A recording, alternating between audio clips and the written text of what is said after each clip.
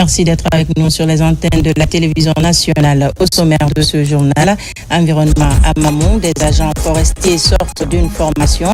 Ils ont appris de nouvelles connaissances sur l'utilisation des outils SMART. Ils seront désormais aptes à collecter des données sur la biodiversité et les maladies à potentiel endémique dans leur zone d'intervention. C'est ce lundi 6 octobre la rentrée des classes. Les autorités ont mis tout en place pour réussir l'année scolaire 2025-2026. Parmi les priorités, la formation des enseignants pour qualifier davantage le système éducatif guinéen. Nous irons à Dakar, la capitale sénégalaise, où la représentation diplomatique a célébré le 67e anniversaire de l'indépendance de notre pays. Un moment fort marqué par des discours sur les liens historiques entre les deux nations. C'est tout pour le sommaire. Bonsoir et vous êtes les bienvenus à la une de l'actualité ce soir. Ce samedi, un vent nouveau a soufflé sur l'économie guinéenne. Entrepreneurs, décideurs, investisseurs et membres du gouvernement se sont donné rendez-vous pour célébrer une conviction commune. La Guinée peut et doit miser sur elle-même sous le thème Impact Investing in Guinée. La cérémonie a été présidée par le ministre directeur de cabinet de la présidence. Compte rendu Fatmata Kourouma. À Conakry, ils étaient nombreux à répondre présents à l'appel du développement et de la foi en la Guinée. Sous le thème Impact Investing in Guinea, la rencontre a réuni ceux qui ont décidé d'investir chez eux, d'employer les Guinéens et de transformer les défis du quotidien en opportunités de croissance. Autour de panels riches et inspirants, ces hommes et ces femmes, acteurs du BTP, de l'agroalimentaire, de la finance et des nouvelles technologies, ont partagé leur parcours, leur succès, mais aussi leurs convictions, celle que la Guinée d'aujourd'hui est un terreau fertile pour l'investissement responsable. Une dynamique soutenue par la volonté ferme des autorités d'encourager et de privilégier le contenu local. Une orientation chère au chef de l'État, son Excellence le général Mamadi Doumbouya. La cérémonie a été présidée par le ministre directeur de cabinet de la présidence de la République, en présence de plusieurs membres du gouvernement, de conseillers de la présidence et de représentants de 31 pays différents venus assister à cet événement de haut niveau. Au nom du gouvernement, le ministre du Plan et de la Coopération internationale, Ismaël Nabé, a rappelé que la Guinée ne cherche pas seulement que des capitaux, mais des partenaires de confiance pour construire un avenir partagé.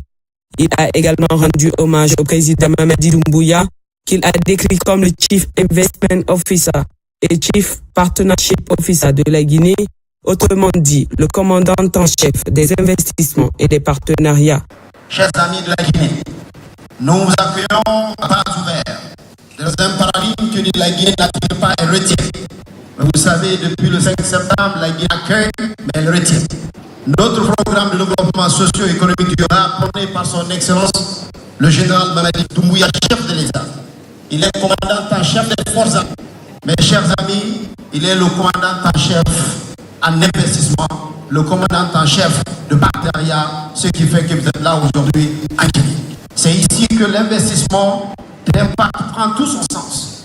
Nous ne cherchons pas seulement des capitaux en Guinée, nous cherchons des partenaires de confiance, prêts à investir dans une vision à long terme avec des retombées sociales, environnementales et mesurables. Nous voulons que chaque dollar investi dans nos projets ait un double rendement. Un rendement économique, mais aussi un rendement sociétal.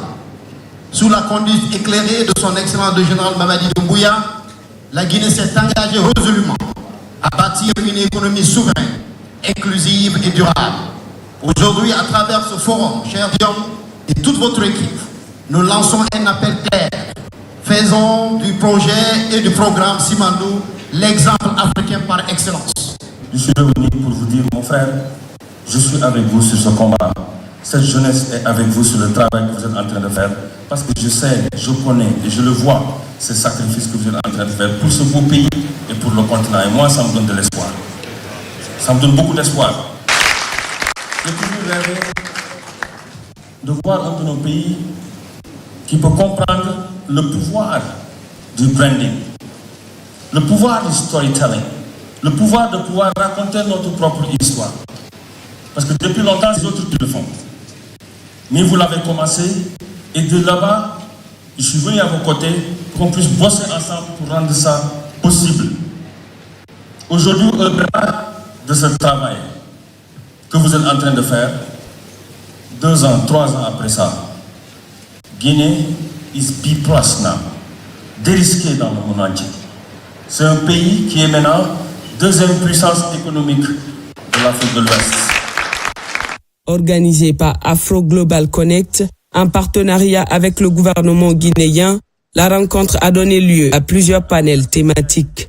Celui consacré à la souveraineté économique a réuni le ministre des Mines et de la Géologie, Bouna Sylla, le ministre de l'Économie et des Finances, Mourana Souma, ainsi que Mme Mahemouna Djahabi, conseillère économique à la présidence. La souveraineté économique n'est pas une fin en soi, c'est une tendance. Ça veut dire la souveraineté économique, nous quittons d'un point A pour un point B. Il y a également un autre élément qui concerne l'autonomie ou la souveraineté économique, c'est la décision politique. À ce que je sache, la Guinée jouit de la décision politique par le biais de l'institution qu'est le président de la République. Il faut savoir que 25% de la production d'aluminium en 2024, soit 72 millions de tonnes, 25% proviennent de la bauxite guinéenne. On ne produit pas l'alumine, quasiment à la marche, 500 000 tonnes qui sortent de Fria, qui a été construit par le colon, et pas d'aluminium. Le 8 avril 2022, le président de la République a reçu tous les investisseurs pour leur dire, écoutez, la Guinée respecte ses engagements, mais la contrepartie, il faut que chacune des sociétés respecte ses engagements. Et le ministère des Mines a des objectifs clairs et précis, quantifiables de KPI pour pouvoir délivrer cela. Le 26 mars de cette année, 2025, nous avons assisté au démarrage de la construction de la première raffinerie post-indépendance de la Guinée. Pour la première fois depuis l'indépendance, la première raffinerie est entrée en construction. La fin de la construction est prévue en décembre 2027. Un programme de cette envergure de 200 milliards sur 15 ans aura besoin de financement. Et on parle de financement du gouvernement, oui, à travers la mise en place d'un fonds souverain, mais ce n'est pas un programme du gouvernement, c'est le programme de tout le monde. Donc on aura aussi besoin d'investisseurs guinéens, d'investisseurs étrangers, j'en vois quelques-uns, et surtout de la bonne volonté de toute l'économie guinéenne aujourd'hui. Parce que je ne vois pas ce programme se mettre en œuvre sans la participation active des PME et un tissu social très fort. Le Premier ministre, chef du gouvernement, a également rejoint la cérémonie, marquant ainsi tout l'intérêt et la priorité accordée par les plus hautes autorités à la promotion de l'investissement en Guinée. Un autre panel a réuni le président du conseil d'administration de la CTG aux côtés d'entrepreneurs nationaux et internationaux autour du thème Simandou 2040, une vision ambitieuse d'un avenir industriel, durable et compétitif pour la Guinée. Un dernier panel tout aussi captivant a rassemblé le ministre du Tourisme et de l'Hôtellerie, Mahamadou Abdoulaye Diallo, et des personnalités africaines autour de la valorisation du potentiel touristique guinéen. L'événement a également été marqué par la visite des stands d'exposition des entrepreneurs conduite par le ministre directeur de cabinet de la présidence de la République et président du comité stratégique de Simandou, Djiba Diakité. Dans une ambiance conviviale et pleine d'enthousiasme, il a pris le temps de visiter chaque stand, d'échanger directement avec les porteurs de projets et de découvrir les innovations locales qui traduisent le génie et la créativité de la jeunesse guinéenne.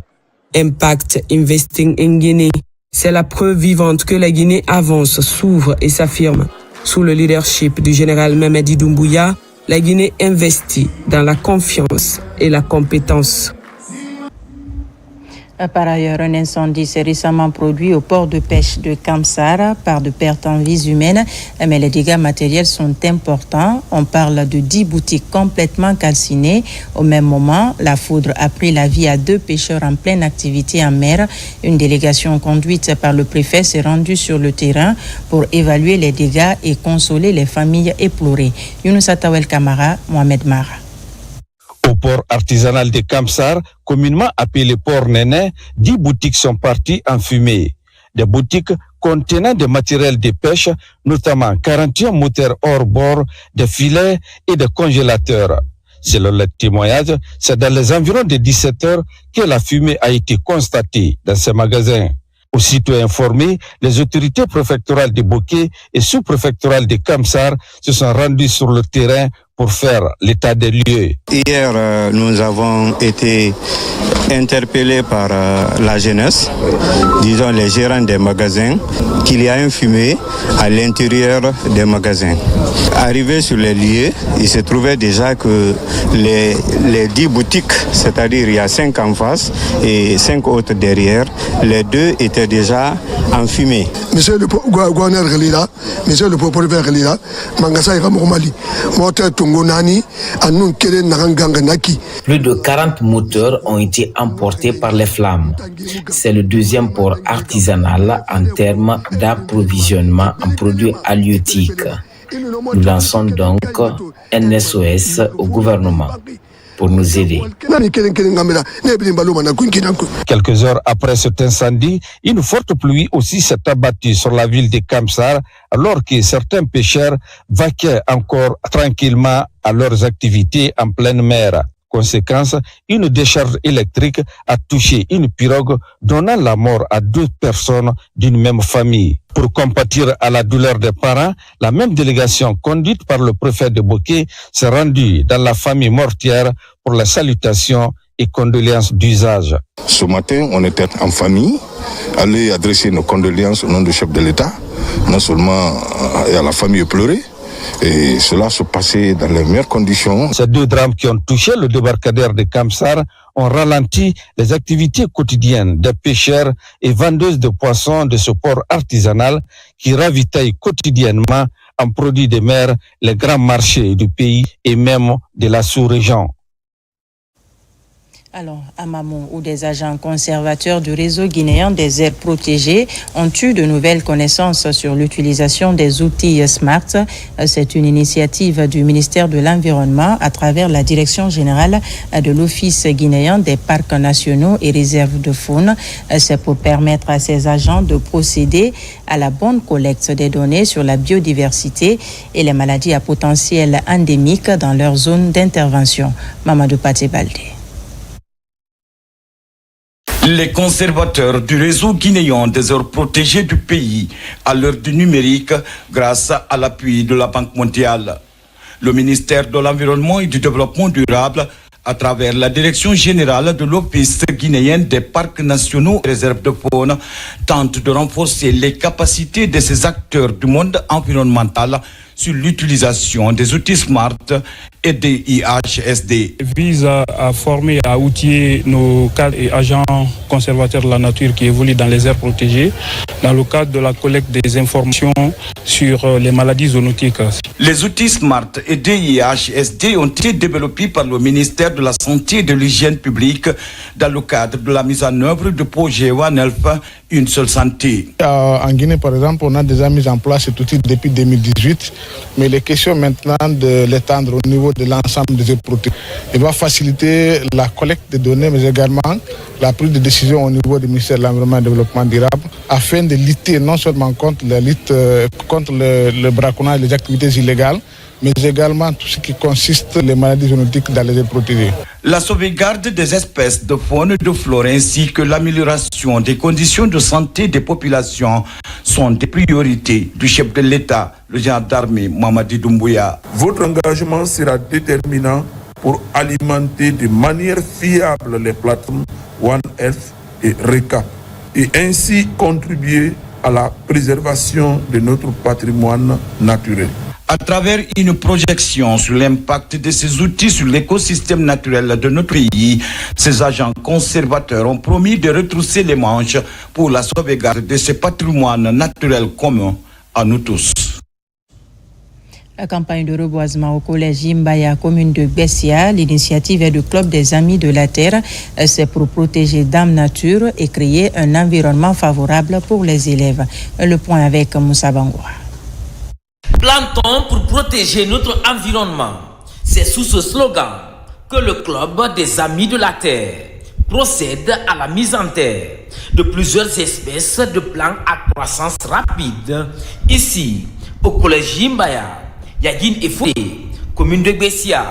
Cette action de reboisement consiste à protéger l'environnement au sein de cet établissement d'enseignement public, mais aussi créer un cadre de vie propice aux élèves. C'est un espace qui accueille des milliers d'élèves pendant des heures de pause. Donc c'est impératif quand même de doter cette école d'arbres fruitiers pour créer un environnement favorable à l'ombrage. Nous avons prévu également doter chaque arbre d'un siège.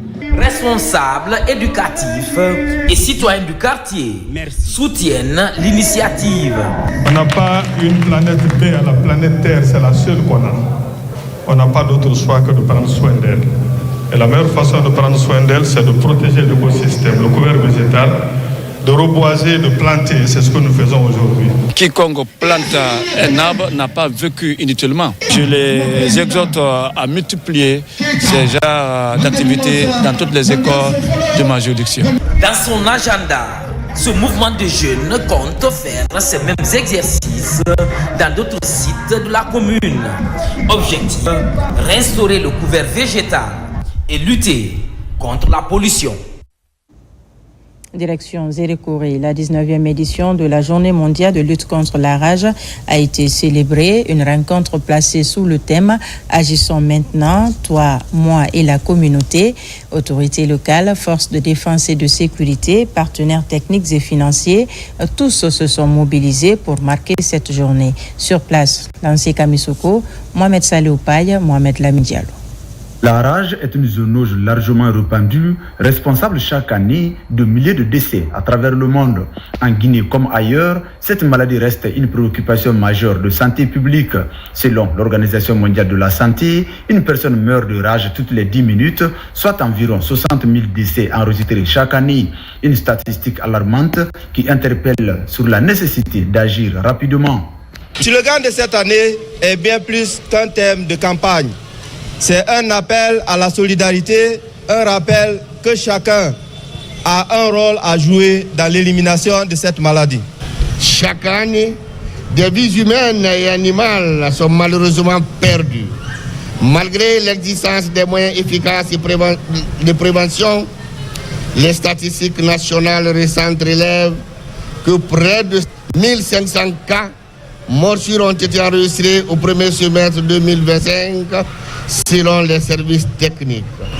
À travers cette journée de sensibilisation, les acteurs de la santé et leurs partenaires entendent informer et éduquer les populations sur les dangers liés à la rage, mais aussi promouvoir la vaccination des chiens et autres animaux domestiques, principaux vecteurs de la maladie. Chaque année, malgré les progrès réalisés dans la lutte contre la rage, elle continue de causer plus de 59 000 décès, principalement en Afrique et en Asie, mais aussi dans d'autres régions du monde, y compris notre pays, la Guinée.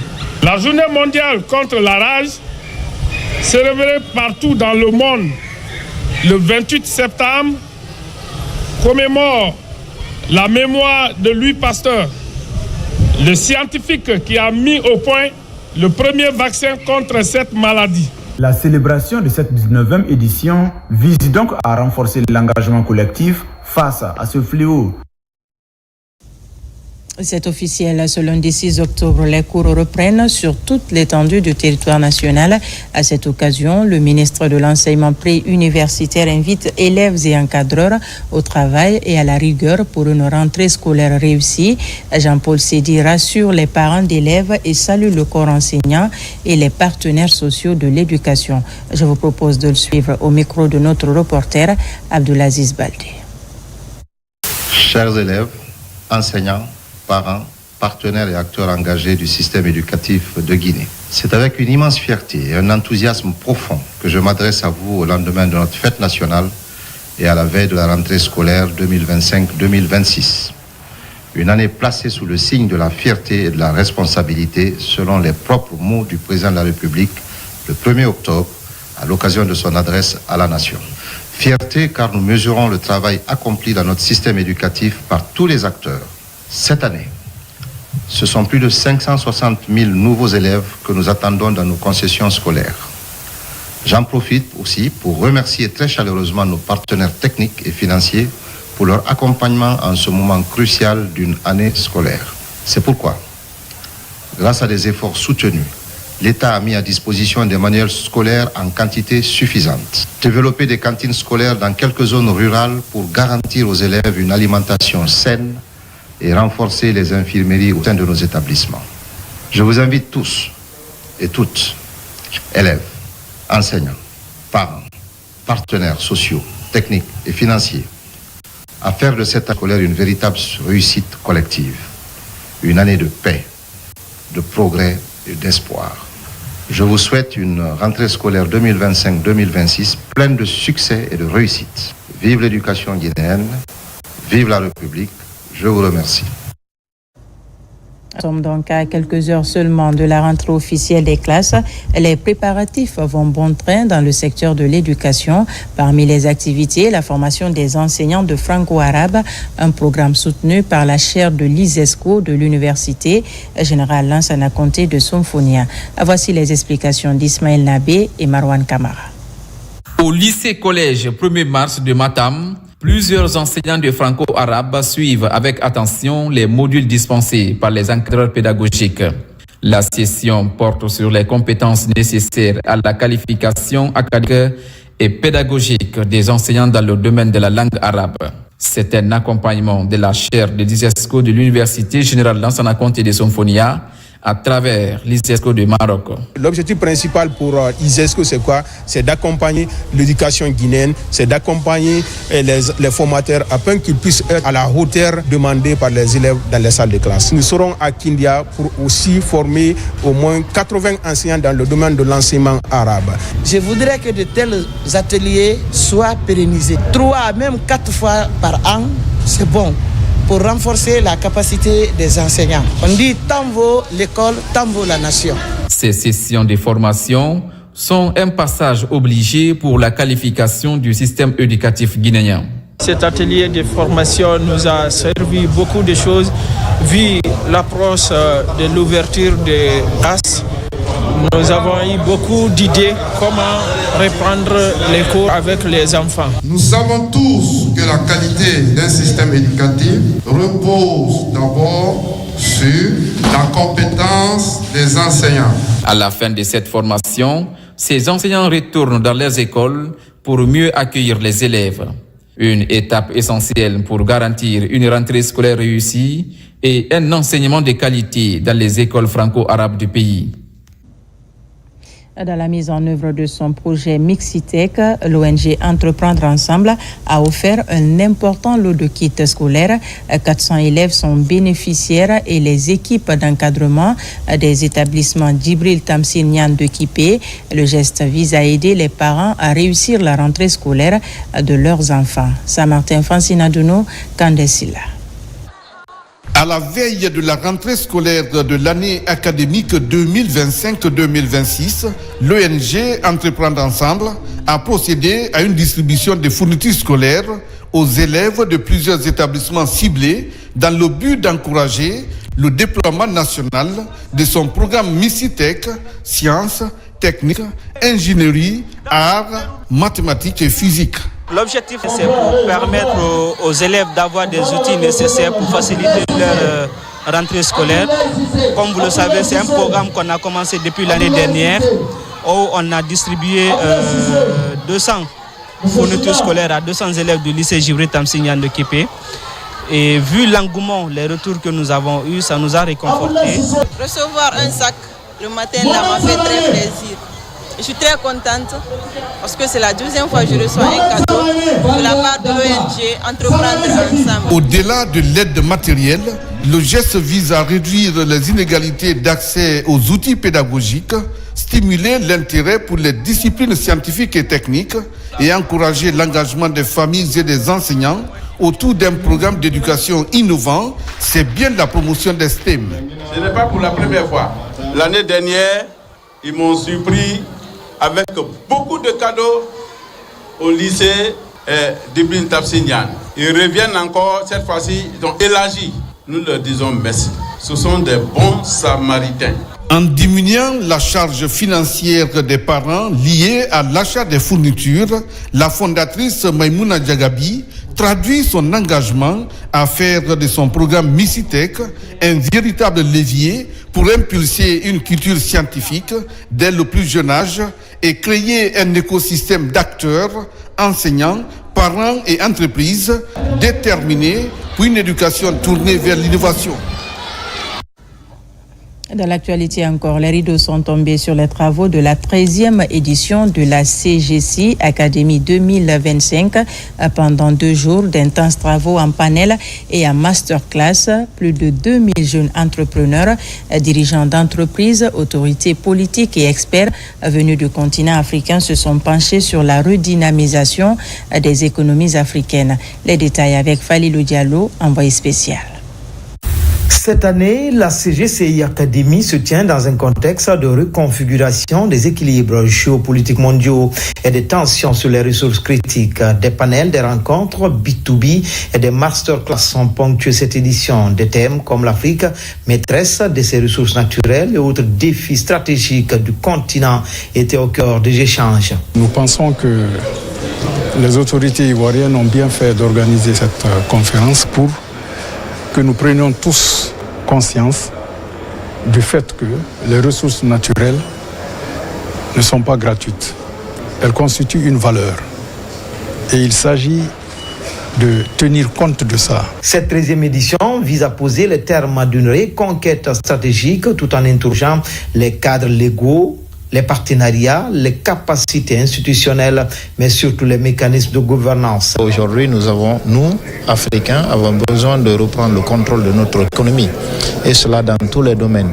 Les discussions ont porté sur la manière de faire cela de manière intelligente, en collaboration avec le reste du monde, mais surtout donner la force aux nationaux dans les économies africaines. Il faut que les États puissent prendre en main, n'est-ce pas, le contrôle des matières premières, pouvoir faire des politiques qui permettent aux entreprises privées d'exercer et d'avoir toute leur place dans le développement économique du pays. Lors de cette cérémonie de clôture, un panel est animé. Des recommandations ont été faites pour faire du continent africain une terre propice à l'environnement des affaires, le tout dans une souveraineté économique assumée. Pendant ce temps, des enfants dont l'âge varie entre 6 et 7 ans formés au supercodeur, un langage numérique qui permet aux jeunes de bénéficier des compétences pour la programmation numérique afin de pouvoir faire face aux technologies de l'information et de la communication. L'initiative est soutenue par le PNUD. Reportage d'Ousmane Ba, Mamadou Alpha Baldi. Dans ce monde devenu un village planétaire où le numérique s'impose comme outil fondamental, l'apprentissage des compétences de base en programmation est une impérieuse nécessité. D'où cette initiative de former ces tout-petits dont l'âge varie entre 6 et 17 ans. Il s'agit de les outiller des notions de supercodeur en s'amusant. Une technologie informatique de manière créative et ludique, éveillant leur intérêt pour le numérique. Nous sommes complètement intégrés dans l'ère du digital. On le voit à travers l'intelligence artificielle, à travers la cybersécurité, à travers l'Internet des objets. Savoir manipuler ces éléments qui sont liés à l'informatique permet de préparer ces jeunes à ce qui les attend dans le futur. Le supercodeur permet de découvrir un langage de programmation graphique comme le Scratch. une initiative soutenue par le PNUD. L'avenir de l'éducation, c'est ceux qui maîtrisent l'informatique, l'intelligence artificielle, le codage. Donc pour nous, c'est juste contribuer une petite quelque chose complémentaire à l'éducation de nos enfants. Espérons qu'ils vont continuer à s'intéresser. Nous avons travaillé sur un logiciel du nom de Scratch. Dans ce logiciel, il y a plusieurs blocs de codage, il y a des sprites. On nous a montré comment mettre ces sprites en mouvement, comment les contrôler, les ajuster des rôles dans les mouvements. On a vu aussi comment créer des jeux vidéo. Cette formation récompensée par des certificats va susciter l'intérêt des jeunes pour les nouvelles technologies. À présent, les échos de la fête du 2 octobre. Pour ne pas rester en marge de cette célébration, le personnel de l'état-major de l'armée de terre s'est réuni autour d'un repas de corps offert par le chef d'état-major de l'armée de terre. Le général de division Abdoulaye Keïta s'est ensuite rendu dans les familles de ses compagnons d'armes alités pour leur témoigner de sa solidarité et de sa fraternité. Lieutenant Lamine Sana Kamara, correspondant de la presse militaire. La République de Guinée célèbre ses 67 années de fierté, de patriotisme et de dignité sous le thème « S'inspirer du passé pour construire le futur ensemble ». Souveraineté économique. À l'état-major de l'armée de terre, la fête s'est poursuivie par un banquet. Banquet offert par le chef d'état-major de l'armée de terre à son personnel. Les retrouvailles se sont déroulées dans une ambiance empreinte de fraternité d'armes. Cette fête nous fait revivre le passé de nos ancêtres. Nous tenons à vous remercier ce matin solennellement, tout en vous souhaitant bonne fête à vos différentes familles, santé pour notre chef de l'État et les autorités administratives. Que Dieu nous protège et il protège l'armée guinéenne et le peuple de Guinée. Pour témoigner sa solidarité, sa fraternité à ses frères d'armes, le général Abdoulaye Keïta a tenu à se rendre dans les familles des militaires malades à l'occasion de cette fête. Un acte humanitaire et social fortement salué par les parents de ces malades.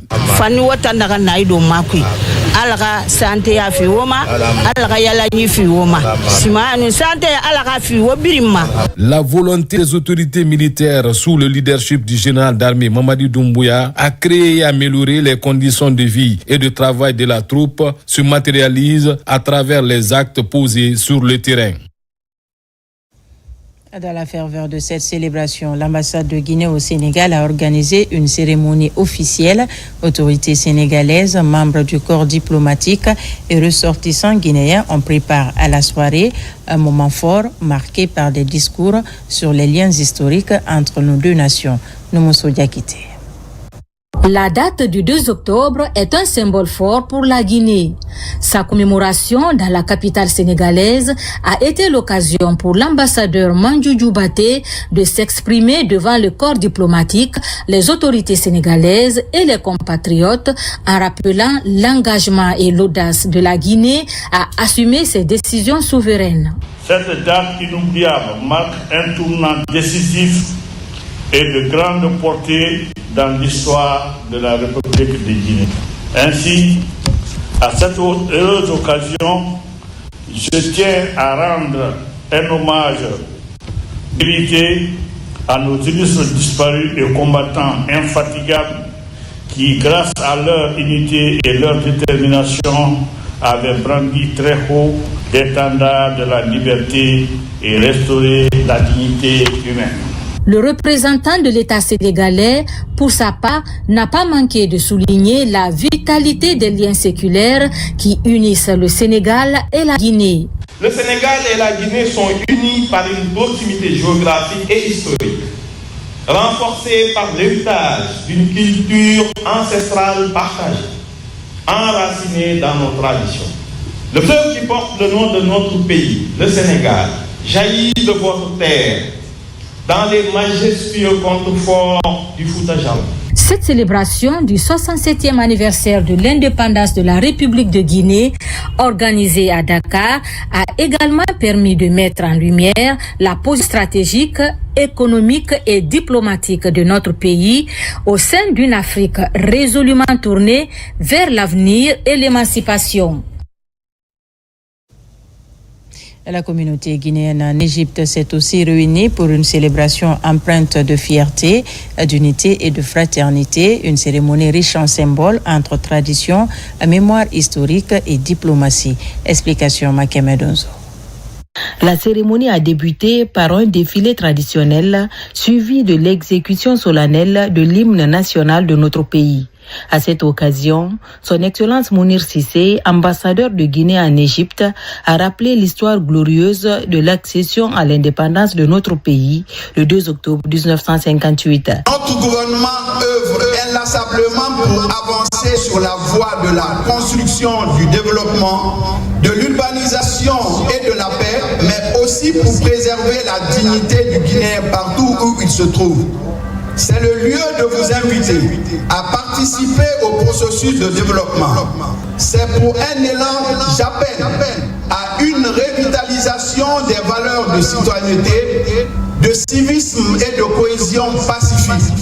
Ce 67e anniversaire a offert une occasion idéale aux membres du corps diplomatique accrédité en Égypte de présenter leurs chaleureuses félicitations au peuple et au gouvernement guinéen. Ils ont réaffirmé à cette occasion les liens de fraternité, d'amitié et de solidarité qui unissent la Guinée aux autres nations africaines. Vous avez montré la diversité culturelle, vous avez montré la fierté et vous avez montré aussi que ce que la Guinée a pu faire, les autres nations africaines pourront le faire pourvu que chacun sente le poids de responsabilité. La cérémonie s'est poursuivie dans une ambiance conviviale marquée par la coupure du gâteau commémoratif des 67 ans d'indépendance de la République de Guinée. Et de côté de l'Algérie, c'est une commémoration de fierté qui met en lumière le chemin parcouru depuis 67 ans. Par la même occasion, le pays réaffirme la volonté d'une coopération bilatérale renforcée avec l'Algérie. Mariam Kamara pour plus de précisions. C'est avec une joie empreinte de fierté que l'ambassadeur extraordinaire et plénipotentiaire de la République de Guinée en Algérie a accueilli ses invités à l'occasion du 67e anniversaire de l'indépendance de notre nation. Ce passé glorieux, source d'inspiration pour le présent et moteur d'un avenir meilleur, a constitué le fil conducteur de cette célébration. La fête nationale du 2 octobre 2025 aura pour ambition de montrer à la face du monde le visage d'une Guinée unie, courageuse, audacieuse, refondée et repositionnée sur l'arène internationale avec toutes ses valeurs sociales et toutes ses richesses culturelles et naturelles de son sol et de son sous-sol.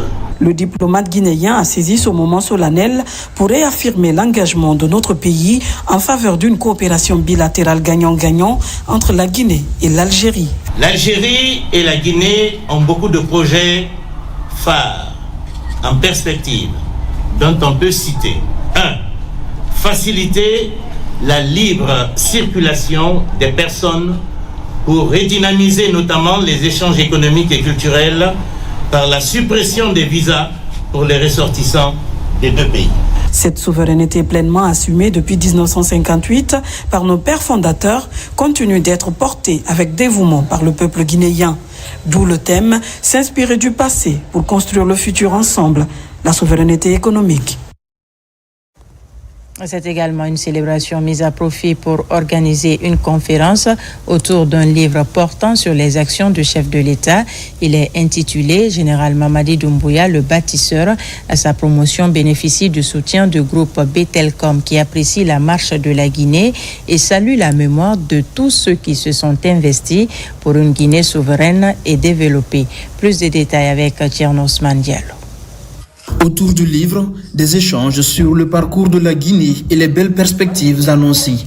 Pour célébrer l'an 67 de l'accession de la Guinée à la souveraineté nationale, les acteurs du monde de la littérature et de l'entrepreneuriat réaffirment leur foi en la Guinée et rendent hommage à tous ceux qui ont œuvré pour une Guinée libre. Nous pensons d'abord vers les pères fondateurs de la nation qui, au prix immense sacrifice, ont tracé la voie de la liberté.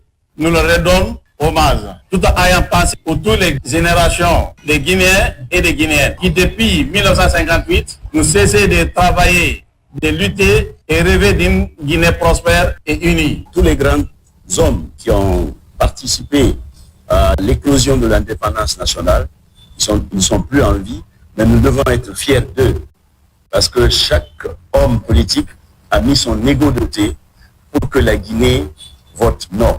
À l'occasion, le livre général Mamadi Doumbouya, le bâtisseur, est présenté, un ouvrage qui retrace le combat continu contre la corruption, les actions déployées dans le rayonnement diplomatique et l'essor économique à travers le programme Simandou 2040. Notre objectif, c'est d'engager les jours à venir des séries de sensibilisation, des séries de conférences avec les jeunes dans les écoles, mais également dans les villes, pour parler de la vision du général Mamadi Doumbouya.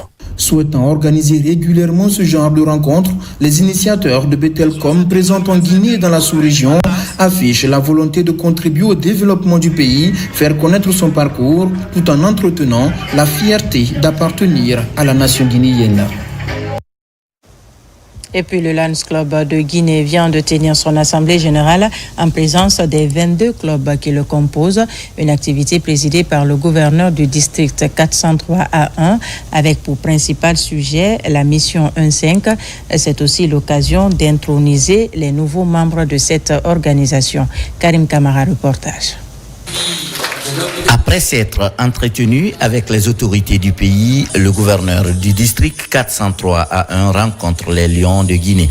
Cela coïncide avec l'assemblée générale des clubs Léo et Lions de la région 16. Entre autres questions débattues, la mission 1.5, la vie du district 403A1 ou encore le challenge pour la Guinée. Nous avons profité de cette occasion.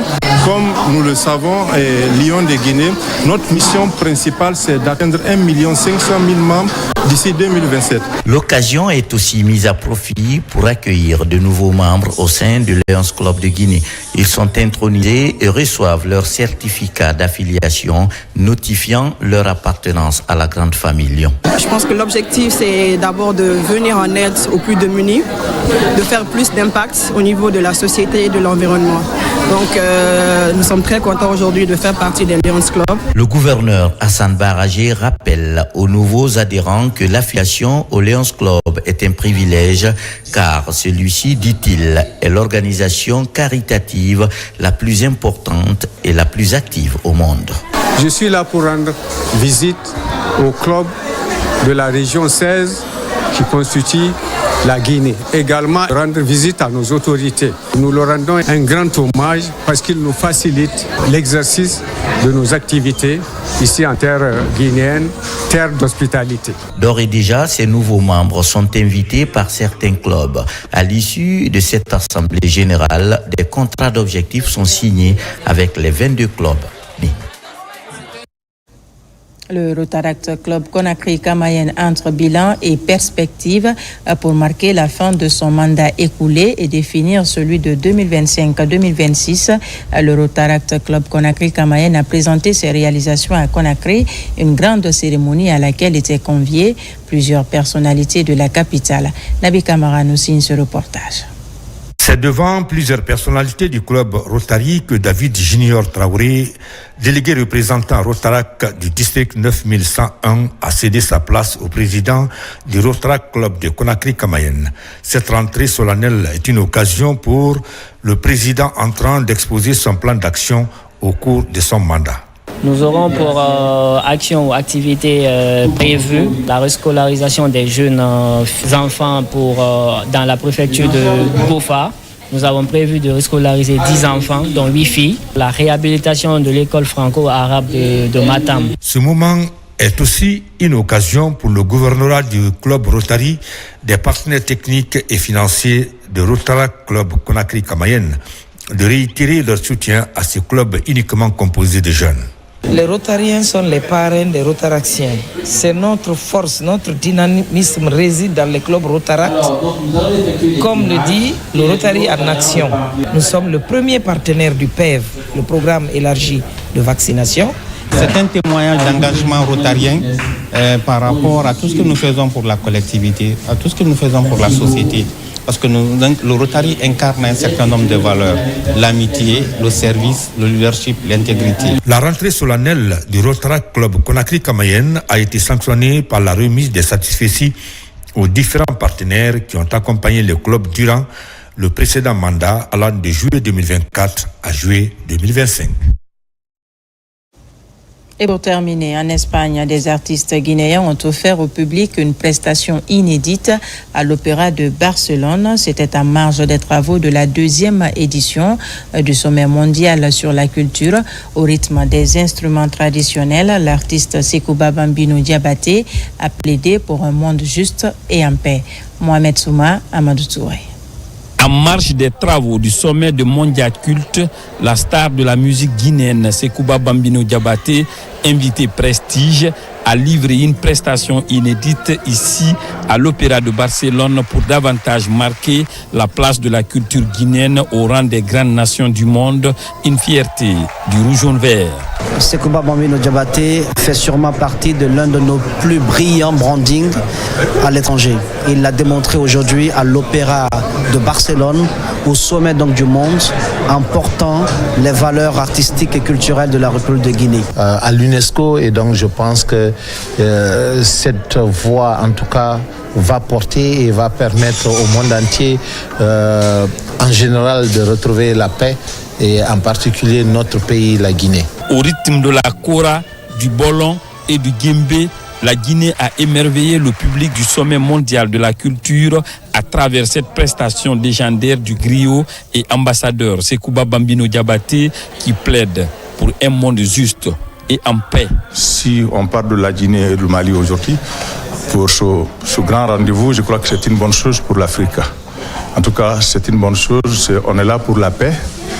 Et il faut qu'on se donne la paix, il faut qu'il y ait la paix dans le monde entier. Que la culture, c'est la solution pour la paix dans ce monde-là.